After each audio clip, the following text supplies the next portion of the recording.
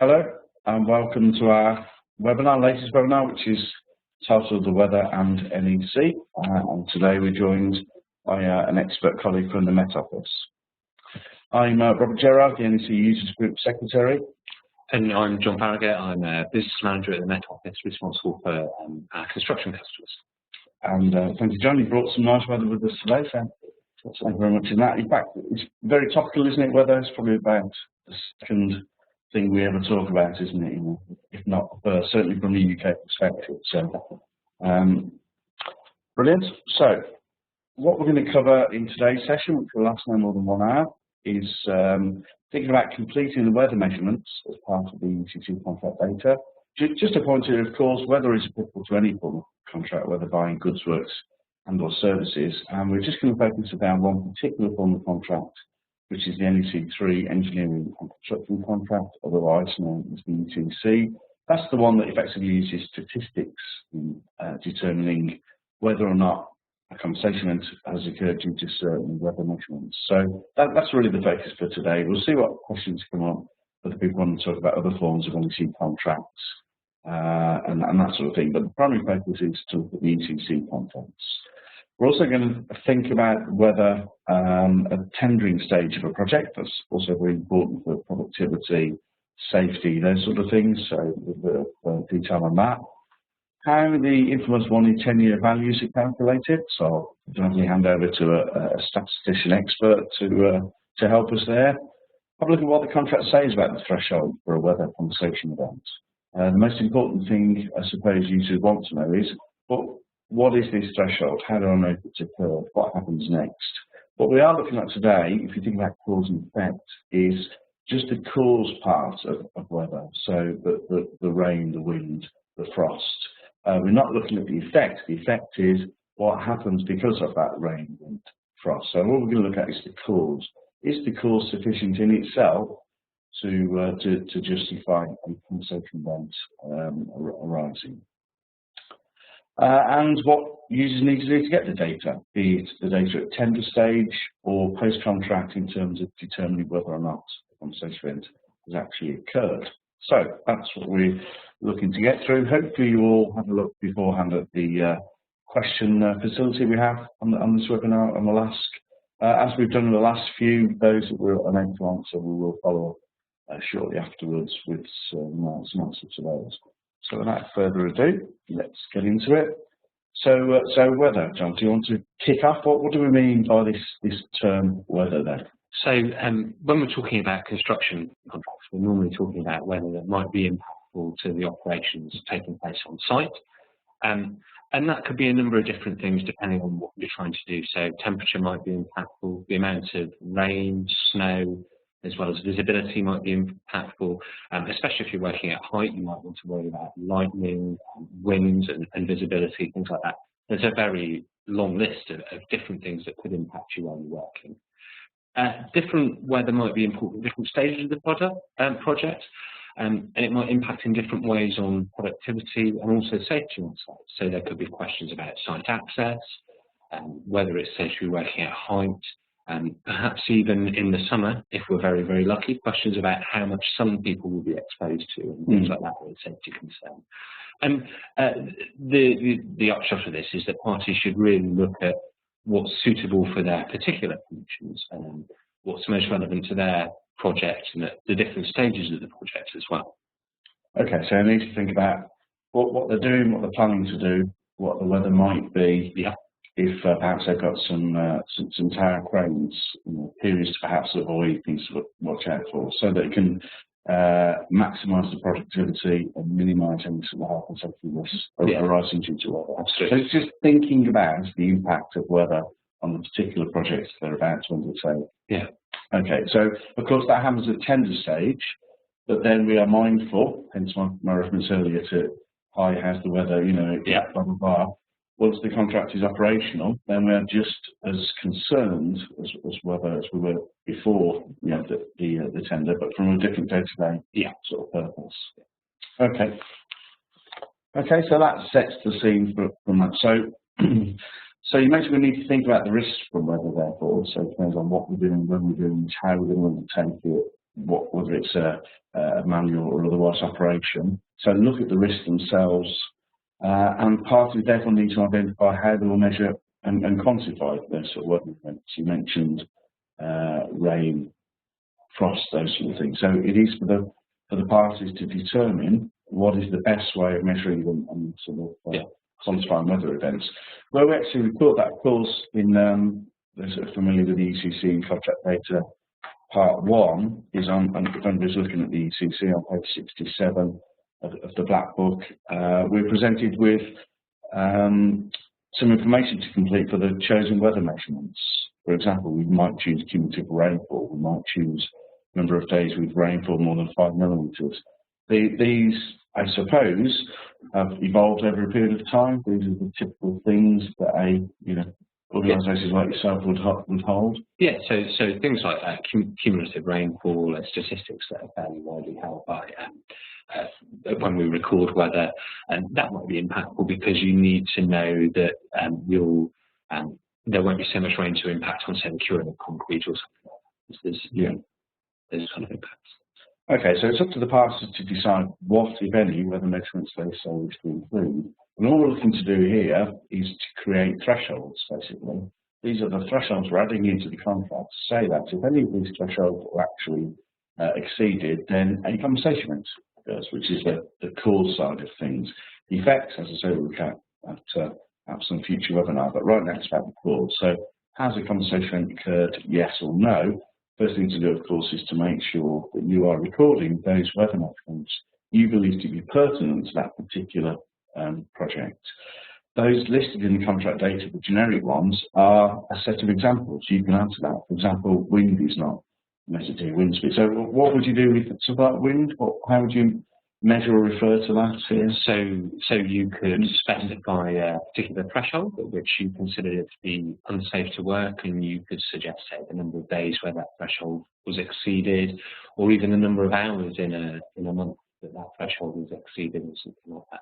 And I suggest you would have a conversation about what data was available before you decided, because the last thing you want to do is put something in the contract that at a later date you're unable to adjudicate on, that you're unable to get the data you need to understand whether or not the threshold has been breached. Okay, so don't make them up, essentially. An expert organisation who can help you establish the sorts of things that would be recorded and therefore create that objective threshold that's relevant to your particular project. Absolutely. So don't rush out now into wind if you want one of those weather measurements. Include it where you believe it to be pertinent to your project, and put the description that an organisation like yourselves will actually record, and we could use that statistically. Okay, that's absolutely fine. So, observations and statistics from weather providers, that's probably good to talk about. So there are a number of ways in which you can get data, and the most common method, and one that's most commonly used in the UK for these kind of contracts, is data recorded at a surface station. So this is the things that you see typically out in the countryside, the little white boxes, Stevenson screens, where we're recording temperature. We've also got rain gauges, wind measurement systems, and we record things like visibility and so on and so forth as well. So that's the most common thing that's used. But there are a wide range of other ways in which we could and do measure weather, such as rainfall radar, satellites, ships and buoys and things like that. And all of those things can be collated and used to produce statistics if needed. What we can then do with these statistics, and what we do then do with these statistics, is go on to generate some long-term values that we benchmark against in the contract. So we talk about the mythical 1 in 10 year value in your contract, and we do get a lot of questions about how this is calculated, and there are a number of ideas, misconceptions as well about what this represents and how it's recorded and calculated. So it's worth just going through, I suppose, and looking at that. So at the Met Office, we use a particular method for generating the 1 in 10 year values. So our method is to take as much weather data as we have available for the location. So if we've got 40 years of data, we use 40 years of data. If we've got 50 years of data, we use 50 years of data. We'd like a minimum of 30 years because we feel that gives us that's enough data then to produce some credible statistics, some useful output. And we use the data up to as data as possible as we have. So we'll use it when we're calculating values. We'll use the most up-to-date data as well. So using this data, we produce a probability distribution for the element in question. So to go back to your previous example, we might be talking about cumulative rainfall. So we produce a probability distribution of how often and how much it rains at a location on average, and what the range of different kind of rainfalls look like at that location for different months. The method we use to do this varies depending on the different weather elements. For something like rainfall, we've got a lot of rain, so we've got a lot of values to look at. It allows us to produce a fairly straightforwardly a good probability distribution. Other events happen more rarely than, say, for example, snowfall. So we have to use slightly more complex methods to ensure that the probability distribution that we produce is representative. So, you know, we might want to look at a longer time series, or we might want to look at ways in which we can treat the data to give us a more accurate picture of what's happened. So that method will vary. And then we produce our long-term statistics. So we produce two values. We produce a long-term average, which is what you would expect on a normal year, the average value based on that data. And we also produce the 1 in 10. And it's the 1 in 10 that the contract uses typically to determine whether a compensation event has occurred. Okay, so the long-term average, useful, of course, for planning, safety considerations, Yeah, that sort of thing. absolutely. No, that just confirm that plays no part in the contract whatsoever, but is very handy for tenderers, of course, at tender stage. Yeah. Site agents, once the contract is operational. So have a look at what's the long-term average. Explain what long-term average. So it's what you would expect to obtain in a normal year. So it's typical. Yeah. Is it typical or? Yeah, let's go with typical. So, you know, you would expect in Exeter in January to get 91 millimetres of rain in an average year. So if we looked at all the Januaries for Exeter, adding them all together, dividing them by 4 years, that's the value. Okay. Yeah. Okay. So useful information, but doesn't fall part of the contract. No. Okay. For 30 years, then I've heard. So let's dispel a few of the myths. Then I've heard that you discount the current or the latest 10 years of data. So if you've got 40 years worth of data, you would ignore the 10 years previous to now. Is that correct? No. We as I said, we use the data as up to date as we have available, and it doesn't necessarily mean we use the data up till yesterday. You don't all sit there waiting to press a button. No. Yesterday's data. No, absolutely. We update the statistics we do. We update reasonably often. You should update them. We consider at least once every 10 years. But so it might be that a few years' data aren't included in the statistics you've got today because they maybe went up to 2011. But that doesn't mean that we wouldn't. We're deliberately discarding that data. It's based on when we generated. How would we know when you have or haven't taken any data from the latest, let's say, 10 years? I mean, just thinking back, we might go ahead. You know, the current 10 years has seen some quite dramatic weather, perhaps. You know, quite different to maybe a decade or two before then. So yeah, and we do update the values once every 5 or 10 years. Is what we plan to do. The significance of an individual year is actually much smaller than you might expect. So I've got an example on the next slide. I was going to have an example on the next slide. So as an example, if you looked at, say, long-term average of 91 millimetres of rain in January, and if that was based on a 30-year kind of run of data. If we had 1 year where there was a double that, 180 millimetres of rain, so that would be a really severe year in terms of rainfall. It would only move that average by a few millimetres. So it would only move that by 3 millimetres in fact in that instance. So it doesn't make a significant change. One severe year doesn't make a significant change. What you need is a sustained period of difference. So 3 or more exceptional years would probably move it enough that you'd want to look at it. But realistically, updating them every 5 or 10 years means they're up to date enough and accurate enough and useful enough for the purposes. Okay, that's absolutely fine. So that's so you take as much data as you've got. So if you've got 6 years of data, you would probably take all 60 years. Absolutely. Just take 30. What you're saying is, ideally, statistically, you get most comfort and reliability from using 30 years of data. But if you more, you would take more. At least 30 years, we feel, gives us credible statistics. But longer, all the longer time series will do is improve the kind of accuracy and usefulness of numbers.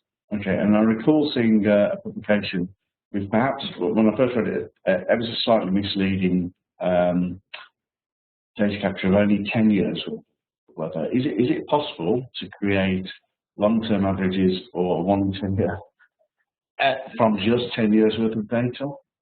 Theoretically, you could produce a probability distribution from 10 years worth of weather data. How useful or credible that would be compared to real-world outcomes, I think, is a question that you need to. Okay, if you're putting in weather stations and you're building one today, basically you're not going to ignore it until 30 years hence. You're going to start collating data straight away, and what would happen? Mixing with other data? So there are ways in which you can generate these statistics for locations where you don't have an observation station.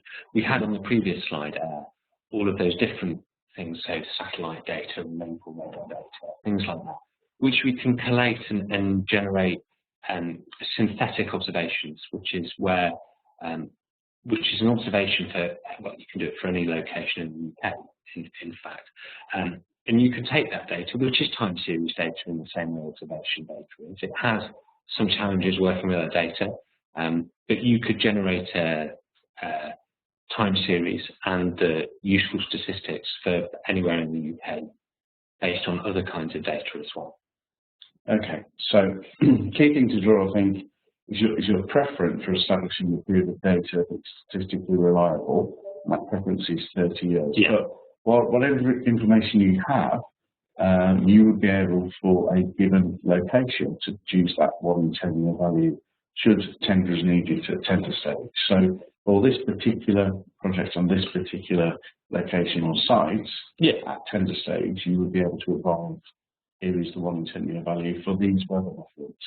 We could do that. I mean, it would be difficult to do it there for absolutely any location in the UK. It's a tiny process. We've actually done it for a range of locations in the UK. So we've done it for about 3,500 locations in the UK where we've got it ready to go.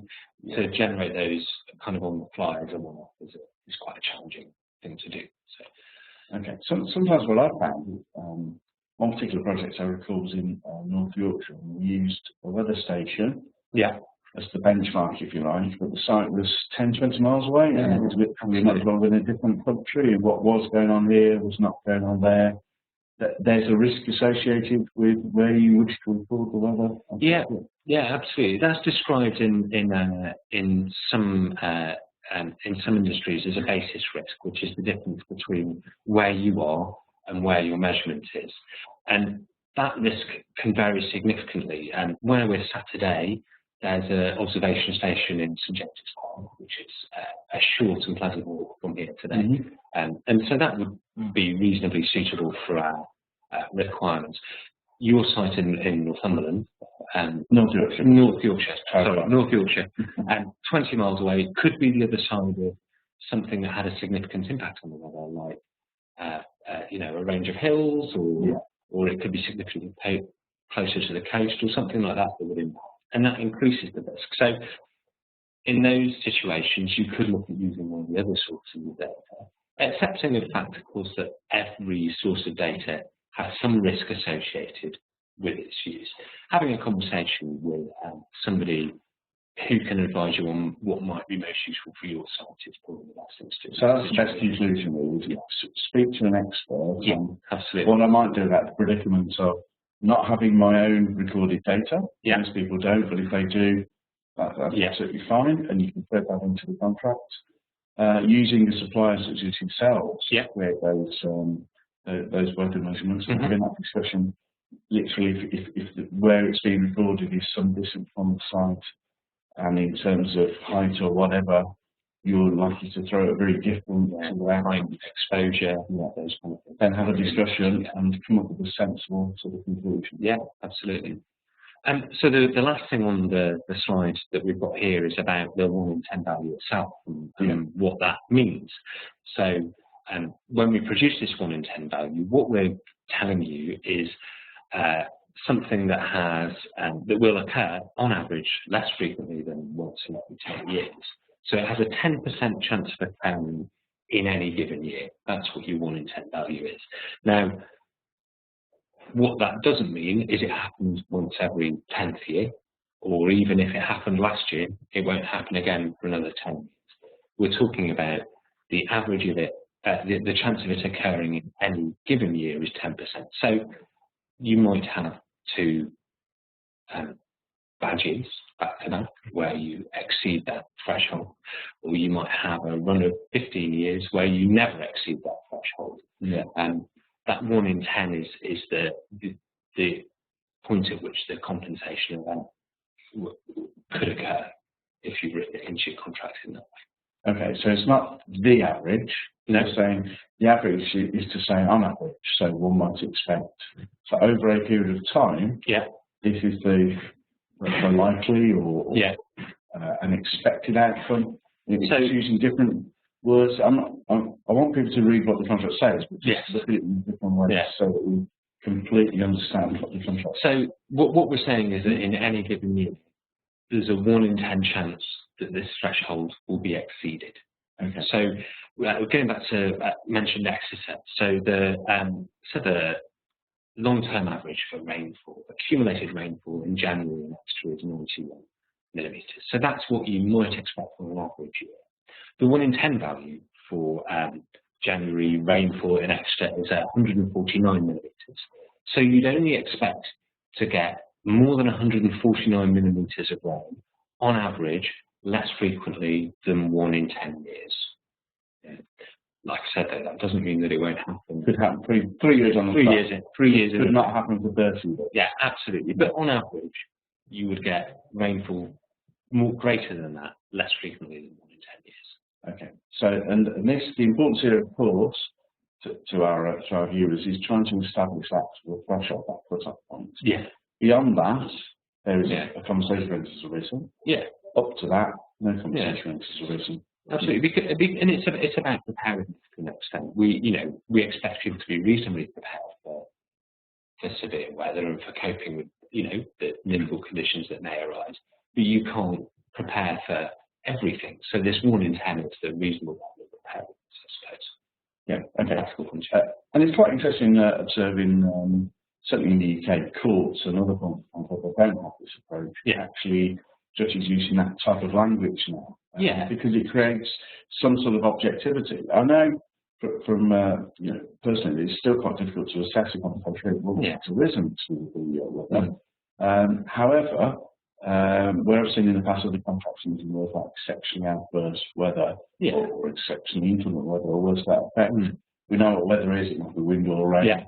What is inclement or adverse? Sounds like lots of rain. What's exceptionally adverse? That sounds like lots and lots of rain. But we could talk forever on our opinion. It's very subjective as to what those 3 words mean together. Whereas, like it or not, here is an objective and statistical method which determines a threshold, whether the threshold has been surpassed or not. Yeah, absolutely, and this 1 in 10, like you're saying, is clearly laid out in the CC contract that we're talking about. It's not so clearly laid out in other contracts, but this is almost becoming practice and custom for those contracts as well. So you must be finding that anyway. So you must be finding that interesting contracts beyond those using NEC. Yeah, absolutely. Yeah. Okay, so So just a few more points about the 1 in 10. It's important to note that we've been talking about how the Met Office does this today. There's no definitive methodology. The scientists I work with on these products would argue that we use a very good methodology, but there's no definitive methodology for generating the 1 in 10 articles. And it's worth noting that we did an article with you in your magazine. yeah, the NEC Users Group newsletter. Yeah. That was the last one that was out. I think it was a series, probably the second edition. I think. Yeah. There was some interesting points that talked about taking the third worst. We used a really simplified example to try and explain the theory behind the 1 in 10. And I think perhaps on reflection, it raised more questions than it answered. So hopefully we've gone a little way to. Okay, so that's rough and ready straight through. Yeah. Not necessarily wrong. It might No. actually give you the same answer. Yeah. It's a different one. Yeah. Yeah, absolutely. You might end up with a slightly different answer than if you used a different method. Okay, so that was your quick, if you like, explanation. Yeah, absolutely. But actually use a scientific method. Yeah, we use a range of methods to model the probability distribution. And then this comes to the second point, which is that it's important to agree about the method or the values to be used. That's going to speed up the settlement of any compensation events, not the settlement, but the agreement on the assessment. Well, okay. Let's split compensation events into principal and, if you like, quantum, the cost effect. So this today is just about the principle of the cause. Has a compensation event arisen? Yes or no? That's really the essence. So it will speed up that decision if you've agreed beforehand what's the method you're going to use, maybe even the source of the data, or even the underlying thresholds that you will use could be included in the appendix to the contract. Okay, and also from a tenderer's perspective, they should equally, whatever the main option, A, B, C, D, or F, have a look at the completed contract data. Yeah. Make sure weather is included as a compensation, first of all, and it's not deleted by the Z clause, which I'll see quite frequently. Secondly, make sure that the weather measurements look to you to be sufficient for that particular project, for that particular works on that particular site. It may well be that the client has completed the contract data, but only added in rainfall as a weather measurement. Which means that we have a sole source of weather for deciding whether or not a compensation is arisen, and that would be just cumulative rainfall, which may not be appropriate. So all we're doing here is about possibly burdening the contractor with that little bit more weather risk than we expected. So maybe you speak to the client at tender stage and offer an alternative, or say, are you sure you only want to measure cumulative rainfall? So it's up to tenderers to make sure contract data of Part 1, in my opinion, has been completed appropriately for the particular project that they're about to undertake. Speak to the client if you believe there to be routine error or other ones. Okay, so that sets up nicely at the tender stage. As we discussed earlier, the statistics are updated periodically, so they do take into account the changing climate. It's small changes on a year-by-year basis, so updating them at least every 10 years means we're capturing the change. So does that mean if I've got let's say a 2-year project, and I'm in where am I now? We are in April 2015. If I'm tendering for something that lasts 2 years, say 2 years, if I appropriate the data today for 1 in 10 year, might that change? So this time next year, might I have a different figure to that which is available today? It's potentially possible if we updated the statistics in that period, which is maybe, it brings me back to this agree in advance. So if you wanted to be really, really clear, you could get those 1 in 10 values from today for your project starting this month, put them in the contract, and then you accept that those are the values that are going to be used, irrespective of whether. Because otherwise, not they change every month. They may or may not, but that means we've potentially got a different threshold at the start of the 2 years contracts for April, and we end in March, a couple of years later. So you could possibly, in the contract data, use the vulnerability provision, to record. You could say if we exceed 149 millimetres of rainfall in January, this will be considered abundant. Yeah. Okay. Absolutely. Like I said, ideally you need 30 years of data. That's about the threshold for being able to produce reliable and credible statistics. We feel so that's something. And this is why previously we only had 100 of these station-based locations, because whenever a station closed or relocated, it meant that we kind of reset that 30-year clock. So the number of stations has shrunk over time, but that's why, as I said, we've looked at other methods of producing statistics, using other sources of data, so that we can have them for far more locations in the UK. Okay. So we've thought about this at tender stage. We've planned it well. We've thought about health and safety, amongst other things. Now we're into our contracts, month by month. We of course are subject to weather, and it does what it does, and we can't control that, of course, yet. We'll probably will do one day, but until then, it happens or it doesn't. So the party's attention is then concerned with each month, has a conversation event occurred, yes or no? And we find that the particular conversation event equals 60.1 brackets 13, found on page 15 of the UCC, and it tells us, as on the slide, that a weather measurement is recorded. And a weather measurement, that's in italics, and therefore it's only italicised matters in the contract data listed as being weather measurements that we will consider as being a conversation event. So as I mentioned earlier, if for some reason only cumulative rainfall was included, then that's our sole weather measurement. If there's 10 weather measurements, including some aspects of wind speed, etc., then they're also included. So parties need to realise what are our weather measurements on our particular project. The weather measurement needs to be recorded. It needs to be within a calendar month. This is quite interesting. So we cut each month into bits and we separately analyse it. And what we don't do is look at what I would call sort of bridging. So if we have a particularly bad or heavy storm, let's say the last week of April, the first week of May, you will chop that into two, essentially, and you will slice it through the days in the calendar month and not look at the weather itself. So much like the contract, we provide statistics for discrete months, because discrete months are what are measured in there. Which may well be. We have the most horrendous storm imaginable over the last 2 months. It needs to start off when you cut it in half. It doesn't actually generate a conversation event because you use two storms. Okay, so you've got to tick these, of course. So it's got to be recorded within a calendar month. It's got to be before completion date of the whole work, to be obvious, and it's got to be at the place stated in the contract data. We talked about the value of which, by comparison with the weather data, which again is recorded in the contract data, is shown to occur on average less frequently than once in 10 years, which brings you back to what you were talking about. So our 1 in 10 threshold value. So effectively, we all shorten that to say 1 in 10, but actually we truly mean on average less frequently than once in 10 years, except that's a lot of words, so we call it 1 in 10. I've also heard it 1 in 10 return values. What is that? So a return period is the meteorological description, I suppose, of the likelihood of an event. So a 1 in 10 return period is what I would say is something that has a 1 in 10 return period will occur on average once in 10 years. It's as simple as that. So it's exactly the same as what you think it's simple. I'm not so sure, but okay.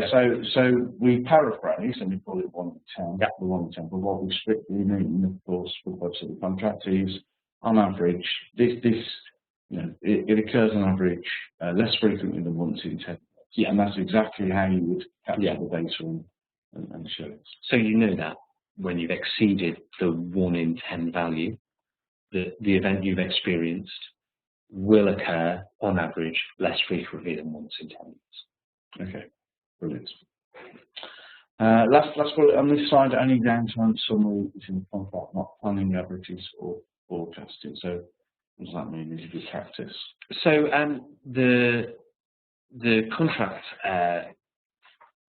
asks for the data for what happened at the time of the event. So you're saying the weather measurement is recorded within the month at the place station of the contract data. And these are the downtime summaries that people request from their providers that tell them what the weather was and whether the thresholds have been exceeded. So in the contract, there's nothing about there's nothing specific about stating up front what those values are, and this is something we talked about a little bit today.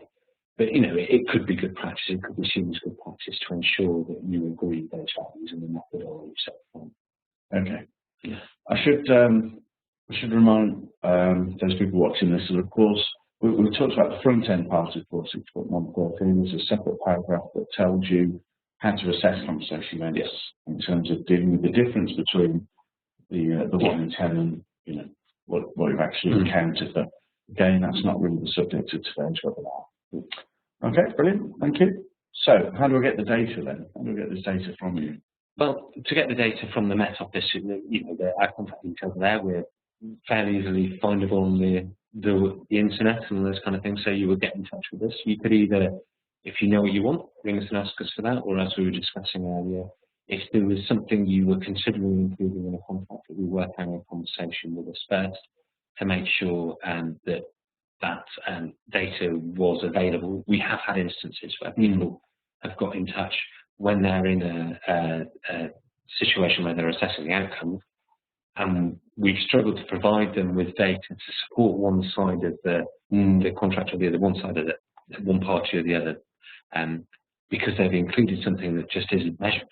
Yeah, that can be difficult. So that discussion is quite important, really. I've been to a couple of weather stations, and also we do record this, we don't record that. And I was just wondering, well, what happens if somebody deliberately or not inadvertently puts in measurement which is not recorded by that particular station? So I think you said before you can go away and synthetically come up with. Yeah, but there are some things that we just can't. Okay, we just can't do. So it's important to make sure. And of course, there are other places to get data like this as well. You can not the sole supplier. No, we're not. Okay. So what about the likes of UV? More recent measurements that perhaps we do, see this on the news, if you like, obviously. So we're caring about our skin, so yeah, UV. absolutely. Do you see that being is that the norm now? Do we record that? Solar radiation is recorded, which is slightly different from UV, but you could infer probably some UV information from that. I think it's something that you'd have to look at very carefully, and you'd have to understand as well, of course, what impact more or less UV would have on your project. There's a health and safety implication. Sunburn, but there's whether that's important to include in a contract. Okay, sort of a nice problem to have in the UK. But yeah, that's what have in the UK. Yeah, absolutely, definite day for their workforce. So okay, I'll go on for now. Brilliant. Okay, and we've talked about the different stages of the project, and there are lots of services available to support people in all their project stages, when they're doing their planning. So understanding whether they are likely on average to incur during the project, forecasting weather so they know whether or not they should have what equipment they should have on site when, those kind of questions. And then post-project in kind of settlement phases, making sure you have the information to support any decisions about any extension or additional costs as well. Okay, the only caveat I would have to that, of course, is NEC assessment and compensation rates are effectively done in real time. So it's not, it's post-month. So maybe post-event. Post-event rather than post-project. Yeah, so please don't wait until after the job's finished until we start thinking about these things. Yeah. So, absolutely. So, we mentioned this earlier, there's a number of locations across the UK where we have stations that are providing these long-term statistics. And this has shrunk over time just because stations close, stations move. The requirement for the number of stations is slightly lower now than it used to be. So we're generating these statistics from about 100 physical observation stations. Okay. But as I mentioned earlier, we've also pre-generated statistics using other data and other methodologies from a wider range of locations in the UK. So there's about 3,500 locations across the UK. So it might be that one of those is closer to your site than one of the previous ones, has a more appropriate measurement for what you're trying to do. Okay, one political party I can think of for that map, but yeah. what I was noting on this is, okay, that's UK, isn't it? So Southern Ireland, or Ireland, what do those guys do then? How do they obviously are using NEC contracts. So what do those guys do for weather? So it's theoretically possible to produce these statistics for anywhere in the world. What you need is the data. So if we're able to source the data, we'll be able to produce the statistics. So in Southern Ireland, as an example, Met Ireland has been recording data for years and years and years, much like the UK Met Office, and we'd be able to use their data, or anyone would be able to use their data to produce both the long-term statistics that were needed, but also the summaries of what happened in month as well. Yeah. Now, the availability of data varies in different parts of the world. Licensing conditions for those data varies in different parts of the world.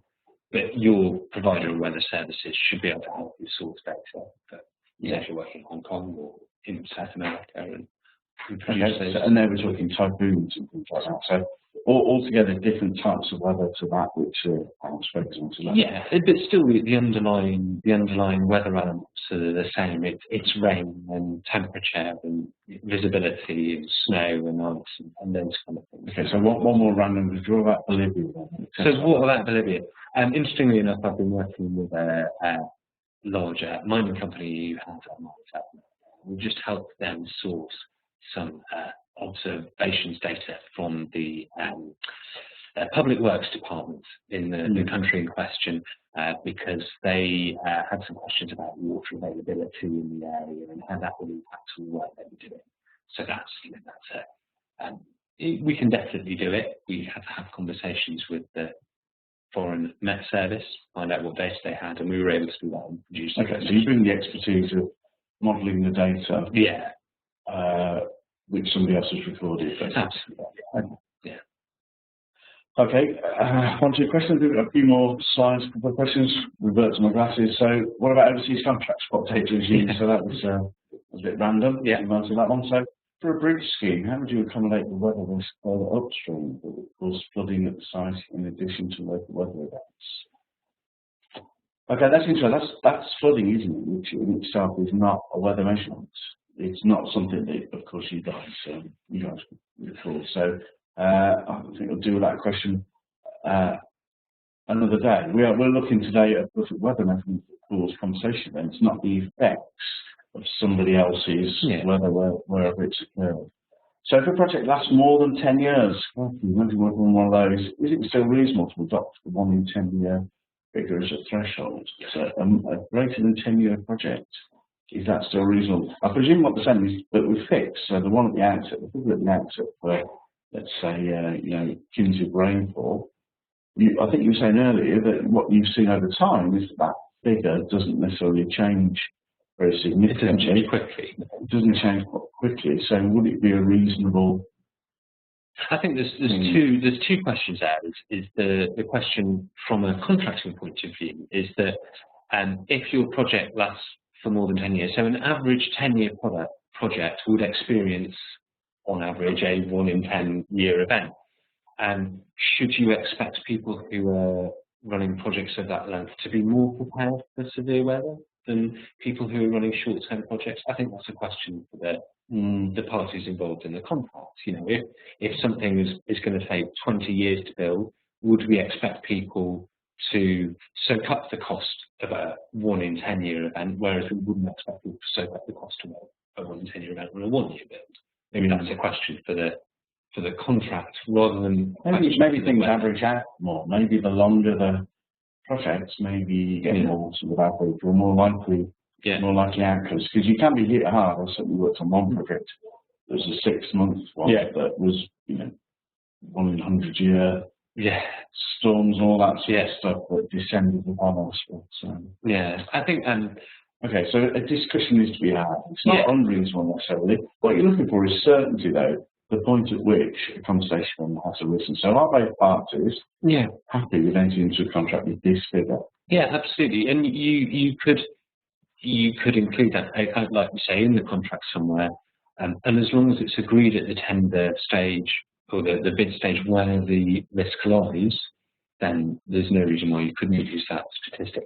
Will the statistic vary significantly in the 10-year period? There is a chance it will vary a bit in the 10-year period. Maybe you want to have something in the contract that describes how you will cope with any change in the statistic during the 10-year period. You can you could say, we'll use this number now. We'll review the number for the second 5 years of the project in 5 years' time, and if it's different, then we'll take that into account. It's contracting, nothing is. Yes, there is no certainty. It's about the reasonableness of the basis of the tender and reasonableness of the threshold for going forward in assessing compensation. Okay, a couple more questions that are coming in, and then finish up on the slide. When constructing raised riverbanks or new weirs in a river, how do you assess if a compensation event is due when the weather locating has been dry, but nevertheless the river level has risen and caused serious problems to construction activities? Again, that is not a weather measurement.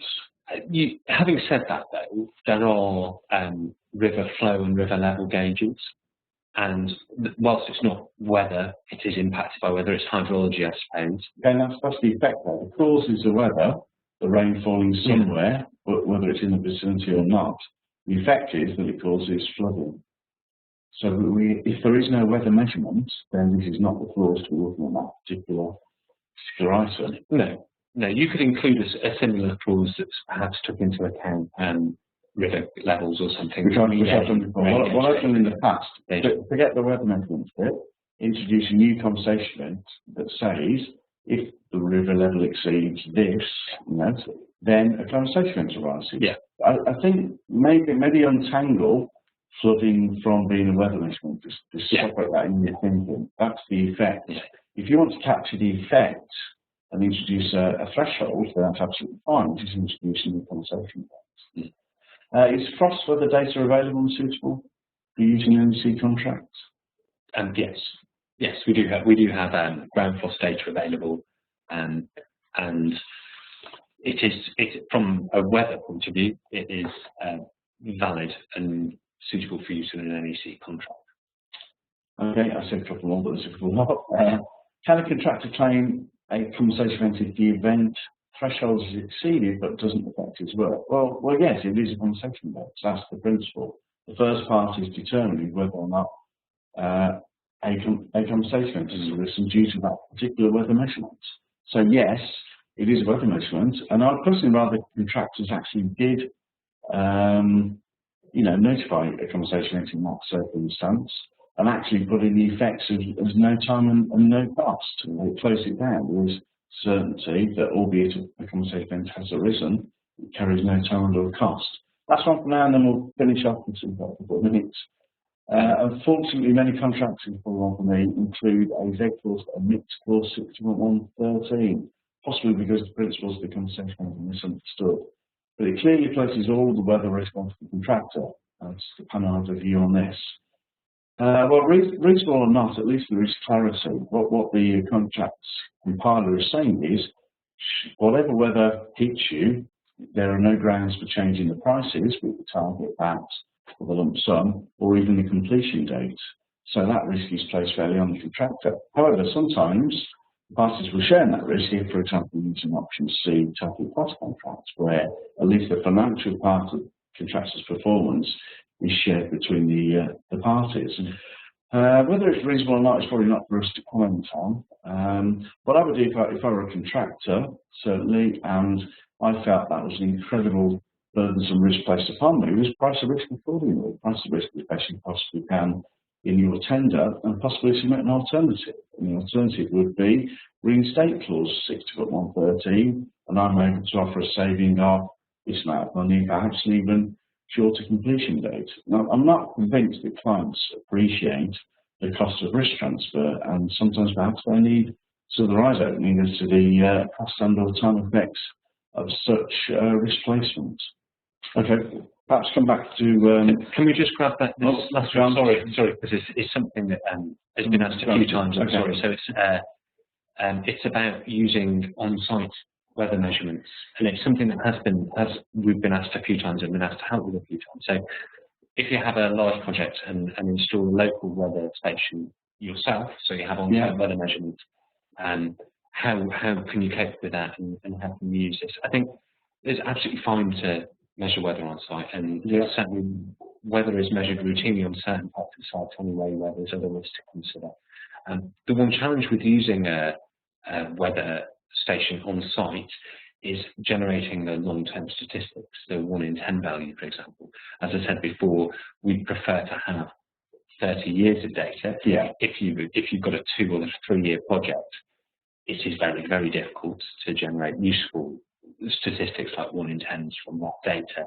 And so what you might find is it doesn't necessarily improve the situation when you're coming to assessing whether there's been a compensation event, because you don't necessarily have clarity about what you're comparing the on-site measurements to. So maybe that's back to have a sensible adult conversation with a data supplier at the outset about what they can do, what they should do, and in fairness, maybe look at cost effectiveness, maybe looking to create something, an asset for a great period of time with benefit from such a thing. And maybe you give them some advice. Okay, so that was the questions actually. Any further ones? We've got 3 or 4 minutes before we need to close. So Joseph, go back to the questions. Joseph's back on for a few more. So just to confirm, does the NEC contract condition say that the contractor must plan for 1 in 10 year weather event? The compensation event only occurs if the weather is worse than 1 in 10. Nobody's saying the contractor must plan for or must price. Well, what we're saying effectively is, here are the grounds upon which a compensation event arises. Unless this threshold is exceeded, there is no compensation event. Nobody is saying you must plan for that or price for that. It would seem prudent to plan or price for it, but that's the level of risk that you're willing to accept in your contract, I suppose.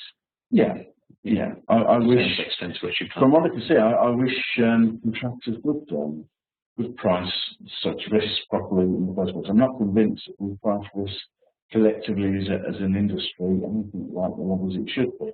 What we are saying though is, here are the only grounds upon which, for weather, you can actually have your prices and or your completion date changed.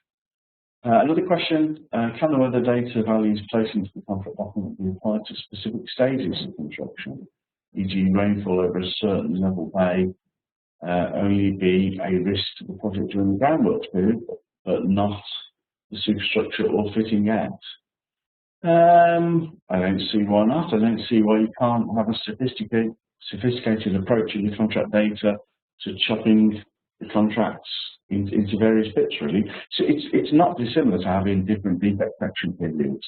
It's defect correction period type 1, 2, or 3. So I don't see why you can't chop those measurements around a little bit for areas, for parts. You're going to be impacted by different things at different stages of your project, and if you feel it's appropriate, you could definitely include some risks at some point next week. Think it through carefully, try and provide it in a form that's relatively simple and that it works. And maybe don't tie it to time, but to the completion of phases, because if you overrun, then you might find that you're. What kind of practicality? What you have is a pretty flexible contract, so I wouldn't see a problem with that. A couple more. If only one weather measure is included, are all other events at the contractor's risk? I don't see that they're at the contractor's risk as such. What we're saying is, if there is only one weather measurement, and that is the sole weather measurement that may or may not determine whether a compensation has risen or not. You will only get more time and or money potentially if that one weather measurement exceeds the 1 in 10 year number. So, but however, I get what the question is about, are they at the risk? Well, yes, sort of. You will get no relief if any of those other weather measurements occur. So, yes, it's a sort of long-winded answer, or I'll say no. If the employer only includes, say, rainfall in contract data part 1, what is the best way for the contractor in his offer to include for more weather-related compensation events, i.e. wind speeds and temperatures? Personally, if you have the opportunity to speak to the client before the bid goes in, then do so and open their eyes as to how the client might get a more sensible tender if they included those other weather measurements. Failing that, I would always recommend that people put forward a compliant bid that's without qualifications or anything like that. So price what's been given to you, price the T's and C's that are in front of you. But then please do think about submitting an alternative. And the alternative says, if you add in these wind speeds or temperatures or whatever, then we'll be able to reduce our price and perhaps offer you a shorter completion date. Again, open clients' eyes to the effective risk transfer. Okay, very good. We're rapidly approaching a close, so that's good for the questions. I'll just say, of course, we'll follow up any unanswered questions as we normally do over all of our webinars. And these slides on the recording will be available shortly after the event. So moving from weather to golf, just to close, you guaranteed us, haven't you? I think I've heard you say on the 1st of July 2015, in Dulwich in particular, I think you said it would be 73 degrees with a slight gust, no risk of rain, and somebody win £10,000 for a hole in one. What about you guarantee? It doesn't sound typical of the kind of thing I'd have guaranteed, but you know, I think somewhere we've said that. So those of you interested, please do have a look at the website and come and enjoy the day with us. There's a fantastic new book out called NEC Practical Solutions. One of the authors, Stuart Kings, I can't read the other author's name. And hopefully that helps you sort of navigate the contractual issues faced by users of ECC. And the book's, by and large, based upon lots of real life sort of queries posted to the NEC Users Group help desk. So have a good look at that. Can I sell you a copy of one here, Tom? Maybe. Okay, maybe there's a discount. Okay, smash it. And that leads us nicely. We've been talking about cause, haven't we? So the weather itself is the cause, the wind, the rain, the frost, the whatever. And I've deliberately kept saying we're not looking at the effect. Well, handily, the effect is being considered by the ICE in an event on the 13th of May, ICE flooding 2015. I'm sure my house is in there somewhere, alas. And that would be very good if you could like to attend that. So please have a look further at that website and go along and have a look at the effects of flooding, which I presume are by and large due to rain. And that's it. Sorry, that's it. That just leaves me to conclude. So thanks very much indeed for your time. Thank you very much. Thanks for bringing the weather. Thanks for promising the weather for the golf day. Yeah. And thanks for everything that you've clarified and helped us with today. Dispelled a good few myths, told us what you do, what you don't do. Yeah. Hopefully we've had a look at what the contract provides for. There's a lot of thinking to do, isn't there, at the tender stage? Understand, what the weather may or may not be. Have a look at things like long-term averages. Appreciate your project, appreciate the location, appreciate the likely weather. Plan, price, tender accordingly. Give particular emphasis on health and safety, those sorts of things. So use all of that upfront expertise to plan and price safely. Then we looked at effectively the contract. What does the contract provide for confirming whether a compensation event has occurred or not? We only looked at the cause. The cause is the weather event itself, which in this contract are captured only by those things in the contract data called weather measurements in italics. There could be just one of them, there could be none of them, that's one of the questions alluded to. There could be half a dozen of them, or even more. And really speak to yourselves, really, the document compilers at tender stage, at what data can be provided, what they can do for themselves, perhaps, what's a happy medium, whether you should embed data into the contracts or let it ride. and over a period of time, what I think we've said is things don't change that dramatically, albeit we'll look at and think, "Crikey, this is bad, isn't it?" So thank you very much indeed. So I hope you've all enjoyed that, and we'll let you know about future events. Thank you very much, John. Thank you.